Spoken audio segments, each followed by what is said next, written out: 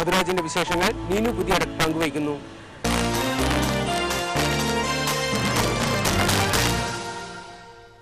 ശരീരം മുഴുവൻ വെന്തലേറിയിരിക്കുന്ന സുജിത്ത്, തലമാത്രം വലുതായ സൈനബ, നാരായണ നായിക്.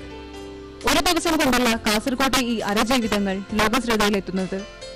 അരദോഷം കൊണ്ട് തലക്കെട്ടുകൾ മാറി പറയുന്ന വാർത്തകളുടെ ലോകത്ത് ഒരു ഫോട്ടോഗ്രാഫർ നടത്തിയ നിരന്തര മാധ്യമ ഇടപെടലിന്റെ കൂടി പ്രതിഫലനമാണ് എൻഡോസൾഫാനെതിരായ ജനമുന്നേറ്റം. പഴഞ്ഞൂരക്കാരൻ മധുരാജിനെ സംബന്ധിച്ച് ഫോട്ടോഗ്രാഫി വെറുമൊരു തൊഴിലല്ല.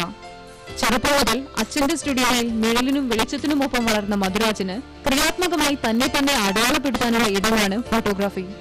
1993 മധുരാജ് മാതൃഭൂമി ദിനപത്രത്തിൽ ന്യൂസ് ഫോട്ടോഗ്രാഫറായി ചേരുന്നത്. തുടർന്ന് ന്യൂസ് ഫോട്ടോഗ്രാഫിയിൽ സജീവമായ വർഷങ്ങൾ. 2001 മധുരാജ് എൻഡോസൾഫാൻ വിഷയത്തിലേക്ക് എത്തുന്നത്. കാസർകോട്ടെ പ്ലാന്റേഷൻ കോർപ്പറേഷൻ കശുമാവിൻ തോട്ടങ്ങളിൽ എൻഡോസൾഫാൻ ആകാശമാർഗം തളിക്കുന്നതുകൊണ്ടുള്ള പ്രശ്നങ്ങൾ പകർത്തുകയായിരുന്നു ഉദ്ദേശം.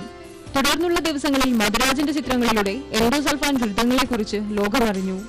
പിന്നീട് വർഷങ്ങൾ ഇടവിട്ട് കൃത്യമായി എൻഡോസൾഫാൻ ദുരന്തത്തെ പിന്തുടർന്ന മധുരാജിന്റെ ക്യാമറ ന്യൂസ് ഫോട്ടോഗ്രാഫിയിൽ ആക്ടിവിസത്തിന്റെ തലങ്ങളാണ് പൊതുജനത്തിന് മനസ്സിലാക്കി കൊടുത്തത്.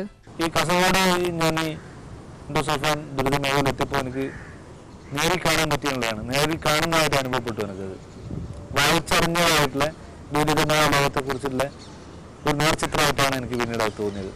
ഒരു കേവലമായിട്ടുള്ള ഒരു വാർത്തയിൽ പരമ്പരയിൽ ഒതുങ്ങണ്ടെന്നുള്ള ഒരു രൂപത്തിൽ നിന്നുകൊണ്ടാണ് ഈ ചിത്രങ്ങളെ പിന്നെ ചിത്ര പരമ്പരയാക്കിയിട്ട്, അതായത് പാനലുകളാക്കിയിട്ട് കേരളത്തിന്റെ നാനാ ഭാഗങ്ങളിൽ കൊണ്ടുപോയി പ്രദർശിപ്പിക്കുന്നത്. എൻഡോസൾഫാൻ വിഷയത്തിൽ വിഷവിമുക്ത ഭൂമി എന്ന പേരിൽ ഇതിനകം 400-ലധികം കേന്ദ്രങ്ങളിൽ മധുരാജ് ഫോട്ടോ പ്രദർശനം സംഘടിപ്പിച്ചു കഴിഞ്ഞു. ഇനിയുള്ള കാലത്തെ അധിനിവേശങ്ങൾ ജലത്തിനു വേണ്ടിയാകുമെന്ന തിരിച്ചറിവാണ് മധുരാജിനെ വെള്ളക്കള്ളൻ എന്ന് പേരിട്ട അടുത്ത പ്രദർശനത്തിലേക്ക് എത്തിച്ചത്. കൊക്കോകോള ഫാക്ടറിയുടെ പ്ലാച്ചിമിടയിലെ ജലചൂഷണങ്ങളാണ് ഈ പ്രദർശനത്തിലെ വിഷയം. ഒപ്പം ഇതേ വിഷയത്തിൽ വാട്ടർ പ്ലാന്റർ എന്ന പുസ്തകവും മധുരാജിന്റേതായുണ്ട്. ഇതിനകം നിരവധി പുരസ്കാരങ്ങളും മധുരാജിനെ തേടിയെത്തിയിട്ടുണ്ട്. Manchakkola national award, IMCC award, JP Peter foundation award, Rajiv Gandhi peace foundation award തുടങ്ങിയവ അതിൽ ചിലത് മാത്രം. കൂടാതെ സ്റ്റോക്ക്ഹോം കൺവെൻഷൻ, ഡൽഹിയിലെ നവോദയ സംഘടിപ്പിച്ച ജലമഹോത്സവം തുടങ്ങിയവയിലും മധുരാജിന്റെ ചിത്രങ്ങൾ പ്രദർശിപ്പിച്ചിട്ടുണ്ട്. എന്നാൽ പോരാട്ടങ്ങൾ ഇവിടം കൊണ്ടു നിർത്താൻ തയ്യാറല്ലെന്ന് മധുരാജ് പറയുന്നു.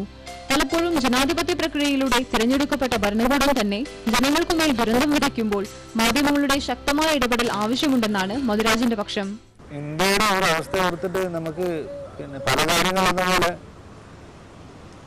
ഇതിലും വളരെ സങ്കടം തന്നെയാണ് തോന്നുന്നത്. നമ്മുടെ രാജ്യം എന്താണ്, എങ്ങനെയാണ് പോയിക്കൊണ്ടിരിക്കുന്നത് ഒരു വല്ലാത്ത ഉത്കണ്ഠയാണ്.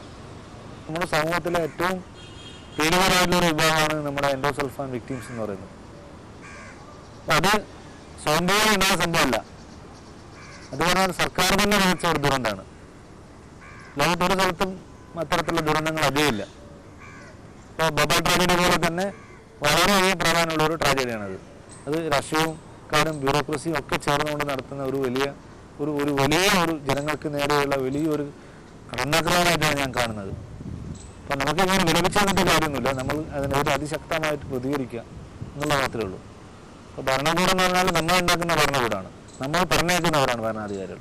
അവരെ നിലക്ക് നിർത്താൻ നമുക്ക് പറ്റണം. നിലവിൽ മാതൃഭൂമി ആഴ്ച പതിപ്പിലെ ചീഫ് ഫോട്ടോഗ്രാഫറാണ് മധുരാജ്. ദിനപത്രത്തിലെ തിരക്കിന്റെ ലോകം മാറിയെങ്കിലും കൂടുതൽ ശ്രദ്ധയോടെ കൂടുതൽ വഴിയുള്ള ചിത്രങ്ങൾ എടുക്കാനാണ് ഇപ്പോൾ മധുരാജിന്റെ ശ്രമം.